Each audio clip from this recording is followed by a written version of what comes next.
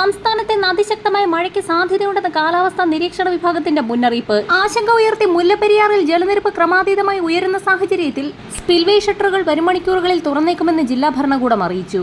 ഇതേ തുടർന്ന് 3000-ൽ പരം കുടുംബങ്ങളെ അതിവേഗ മാറ്റിപ്പാർപ്പിക്കൽ നടപടി ആരംഭിച്ചു. ജലനിരപ്പ് 136 അടിയാകുമ്പോൾ ഷട്ടറുകൾ തുറക്കുമെന്ന് തമിഴ്നാട് ജലസേചന വകുപ്പ് അറിയിച്ച സാഹചര്യത്തിൽ ഇടുക്കി ജില്ലാ ഭരണകൂടം മുന്നൊരുക്കങ്ങൾ പൂർത്തിയാക്കുന്നു. പെരിയാർ, മഞ്ചുമല, ഉപ്പുതറ, ഏലപ്പാറ, അയ്യപ്പൻകോവിൽ, കാഞ്ചിയാർ, ആനവിലാസം, ഉടുമ്പൻചോല എന്നിവിടങ്ങളിൽ നിന്ന് 883 കുടുംബങ്ങളിലെ 3220 പേരെ ഇന്ന് രാത്രി 8 മണിക്ക് മുൻപ് സുരക്ഷിത സ്ഥാനത്തേക്ക് മാറ്റാൻ ജില്ലാ collector V. Vighneshwari revenue police അധികാരികൾക്ക് നിർദ്ദേശം നൽകി. ഷട്ടറുകൾ തുറക്കേണ്ട സാഹചര്യമുണ്ടായാൽ പകൽ സമയത്ത് മാത്രമേ ആകാവൂ എന്ന് തമിഴ്നാടിനോട് അഭ്യർത്ഥിച്ചതായും കളക്ടർ വ്യക്തമാക്കിയിട്ടുണ്ട്.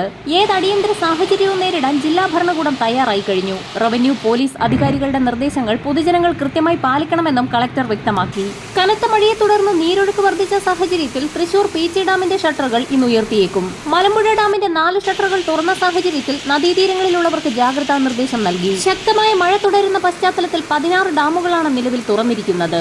ജലനിരപ്പ് ഉയരുന്നതിനാൽ സംസ്ഥാനത്തെ 8 ഡാമുകളിൽ റെഡ് അലർട്ട് പ്രഖ്യാപിച്ചു. പത്തനംതിട്ട മൂഴിയാർ ഡാം, ഇടുക്കിയിലെ പൊന്മുടി, കല്ലാർകുട്ടി, ഇരട്ടയാർ, ലോവർ പെരിയാർ, തൃശൂർ പെരിങ്ങൽകുത്ത്, കോഴിക്കോട് കുറ്റ്യാടി ഡാം, വയനാട് ബാണാസുര സാഗർ എന്നിവിടങ്ങളിലാണ് റെഡ് അലർട്ട് പ്രഖ്യാപിച്ചിട്ടുള്ളത്. മധ്യ കേരളത്തിലും വടക്കൻ കേരളത്തിലും വരുന്ന 5 ദിവസം മഴ ശക്തമായി തുടരും. തെക്കൻ കേരളത്തിലും സാമാന്യം ഭേദപ്പെട്ട മഴയുണ്ടാകും. കോട്ടയം, ഇടുക്കി, പത്തനംതിട്ട, മലപ്പുറം, വയനാട് ജില്ലകളിൽ ഇന്ന് ഓറഞ്ച് അലർട്ട് പ്രഖ്യാപിച്ചു.